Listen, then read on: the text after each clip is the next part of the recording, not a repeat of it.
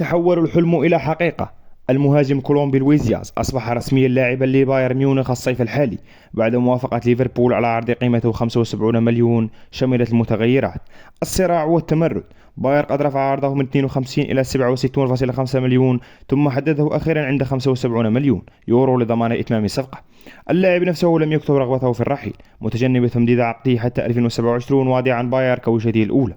باير يسد الفراغ ويتقدم بخطى هادئة. الموسم الماضي بايرن أنهى السوق بخروج لوروي ساني ونهاية مشوار مولر، ودياز سيتم توقيع العقد معه حتى 2029 براتب سنوي يبلغ نحو 14 مليون يورو. ليفربول بدوره يستخدم الأموال لتعزيز خط الهجوم وفتح الباب لصفقات مثل إيساك بعد استثمار 95 مليون جنيه في هوغو إيكيتيكي. من أنفليد إلى ميونخ رحلة تبادل الأدوار.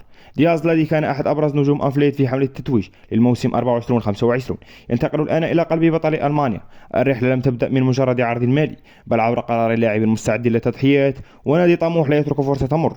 إذا كنت من عشاق كواليس الانتقالات الرياضية، اشترك الآن في القناة وفعل الجرس لتكون أول من يعرف تفاصيلها. السؤال القاتل الآن: هل يكون بايرن ميونخ الوجه الأخير للتأثر والطموح، أم أن أنفليت قادر على صناعة أعجوبة جديدة مرة أخرى؟